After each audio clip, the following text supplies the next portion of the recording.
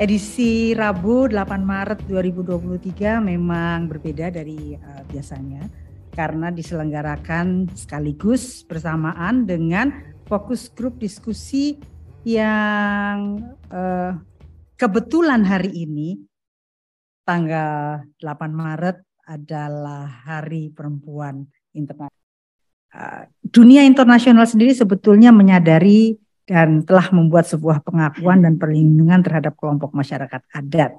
Konvensi ILO 107 tahun 57 dan Konvensi ILO 169 tahun 89 serta Deklarasi PBB tanggal 13 September 2007 secara rinci sebetulnya telah mengatur hal itu.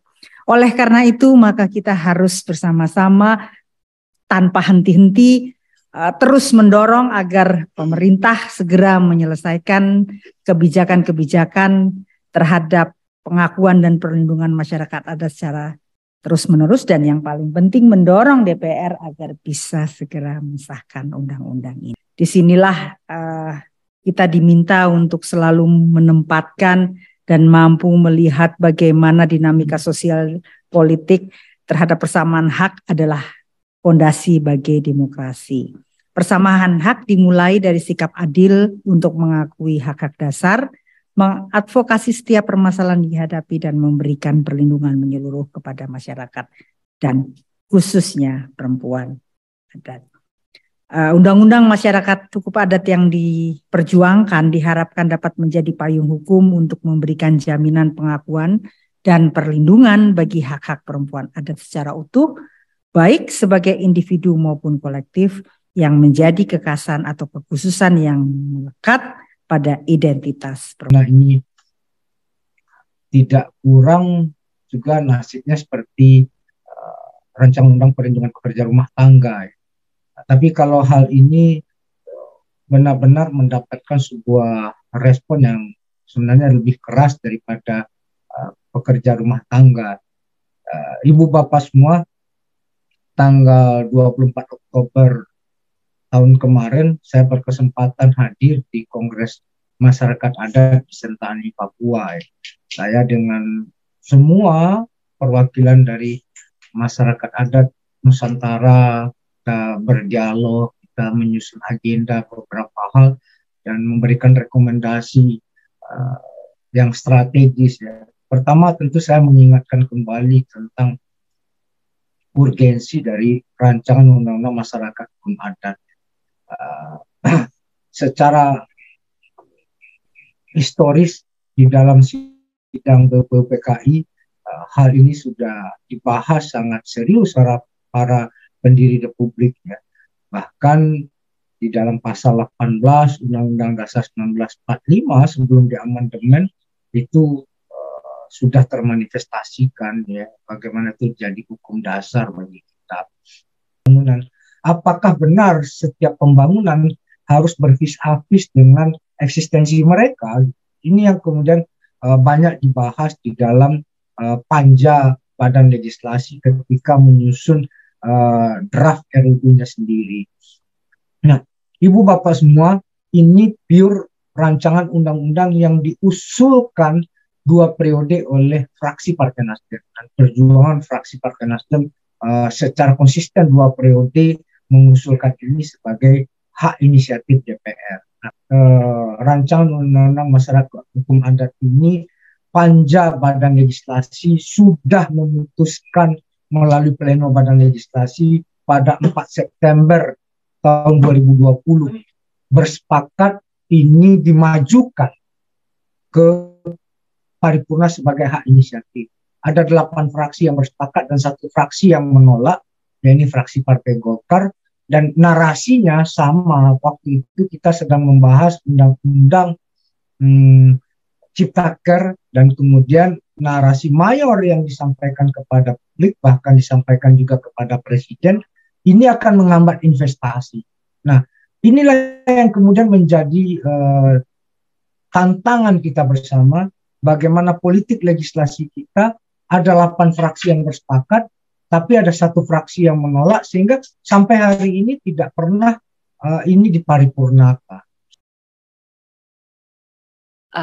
Terima kasih Mbak Bimbi. Assalamualaikum warahmatullahi wabarakatuh. Siapa sebetulnya perempuan adat?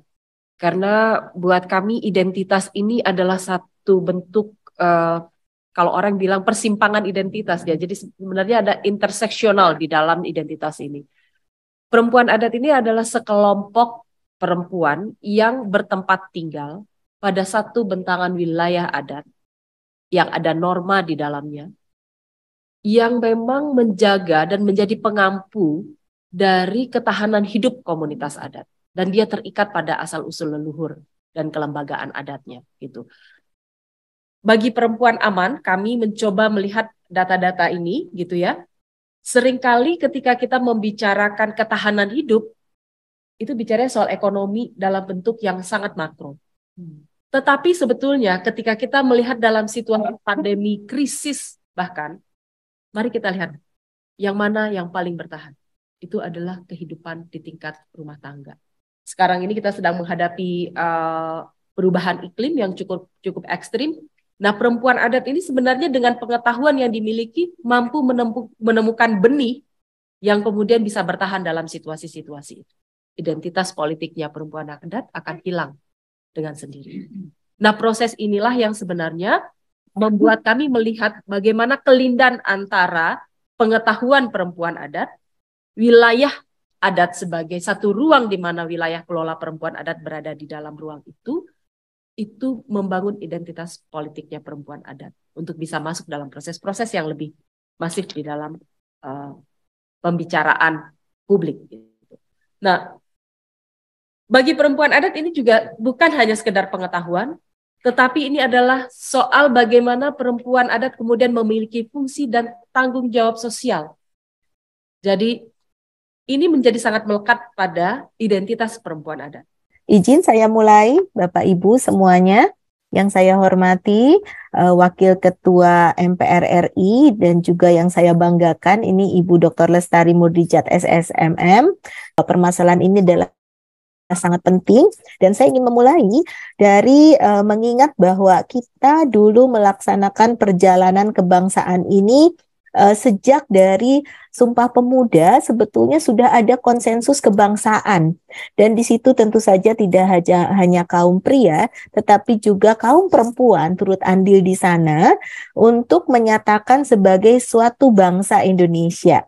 Suatu pembumian dari konsensus, yaitu di dalam Undang-Undang Dasar Negara Republik Indonesia tahun 1945, pasal 18B ayat 2, bahwa negara mengakui dan menghormati kesatuan-kesatuan masyarakat hukum adat beserta hak-hak tradisionalnya sepanjang masih hidup dan sesuai dengan perkembangan masyarakat dan prinsip NKRI yang diatur dalam undang-undang. Untuk Direktorat Kepercayaan Terhadap Tuhan Yang Maha Esa dan Masyarakat Adat, nah di sini merupakan unit Satker dari Direktorat Jenderal Kebudayaan, di mana untuk Direktorat Kepercayaan Terhadap Tuhan Yang Maha Esa dan Masyarakat Adat ini merupakan direktorat yang mendapatkan amanah yang bersifat kekhususan, yaitu memberikan layanan pemenuhan hak-hak bagi penghayat kepercayaan terhadap Tuhan Yang Maha Esa dan masyarakat adat.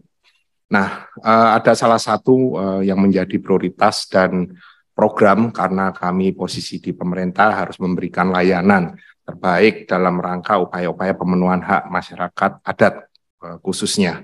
Nah, seperti tadi disampaikan bahwa perempuan adat ini memiliki peran kunci gitu ya dalam menjamin keberlangsungan keberadaan masyarakat adat karena mereka memiliki pengetahuan yang berkelanjutan mulai dari sandang, pangan, papan dan juga menjaga alam lingkungan yang ada.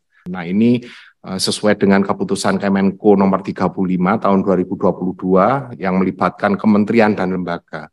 Dalam usaha mendorong pemenuhan hak tersebut, nah ini kami sudah melakukan advokasi yang salah satunya misalnya kasus rencana pembangunan Waduk Lambu gitu ya. Kami juga sangat mengawal gitu pemenuhan hak-hak perempuan di sana. Kenapa kearifan lokal yang ada untuk permasalahan Waduk Lambu di sini perempuan ini berada di depan.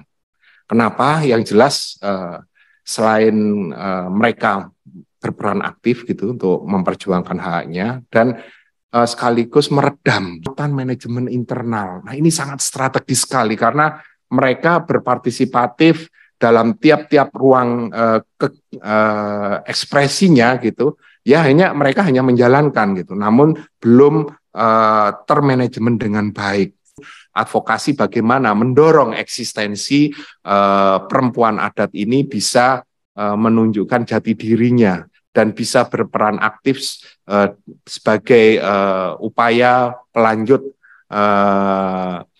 kearifan lokal yang ada. Kemudian di Surpres itu ada penunjukan 6 menteri untuk pembahasan, yaitu Menteri Dalam Negeri sendiri, kemudian Kementerian Lingkungan Hidup dan Kehutanan, Kementerian Agraria dan Tata Ruang atau BPN, Kementerian Kelautan dan Perikanan, Kementerian Desa, Pembangunan Daerah Tertinggal, dan Kementerian Hukum dan HAM. Ini tim ini diketuai oleh Mendagri. Dalam pembahasan berikutnya sampai dengan akhir 2019 praktis tidak bisa lanjut karena tahun politik, tahun pendek, dan karena itu diluncurkan untuk tahun 2000 periode sekarang 2020 dan 2024. Dari penjelasan tadi, kemudian pembahasan demi pembahasan, kita juga mendapatkan perhatian khusus dari Balek mengagendakan masuk dalam prioritas Prolegnas dan kemudian pembahasan dilanjutkan. Dan pada ada pembahasan selanjutnya ini kita sampai dengan terakhir ini 2 tahun berturut-turut kita mendapatkan posisi masuk dalam prioritas Prolegnas.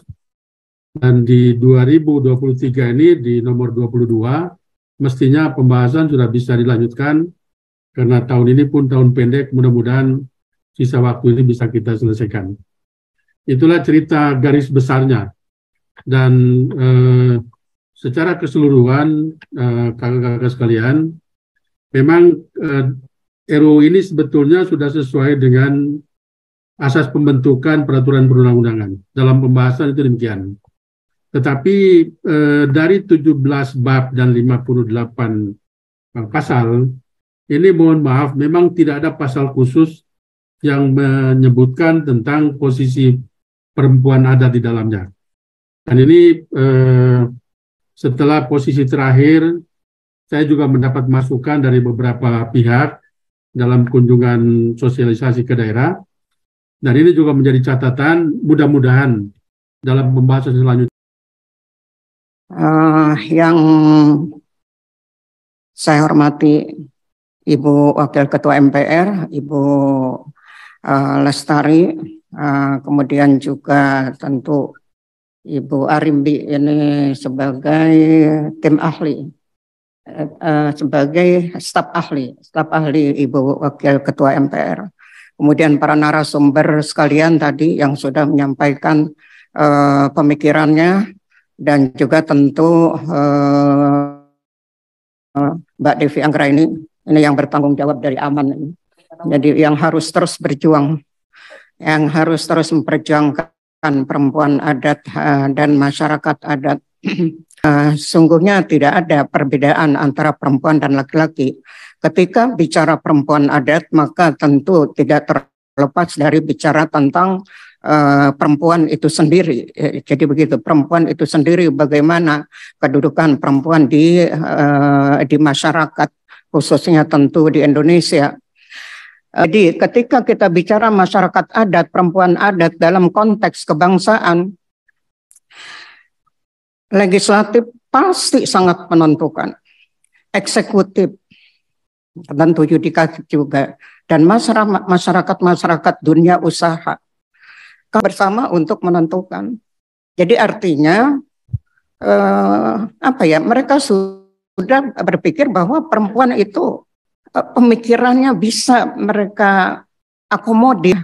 Masyarakat kita belum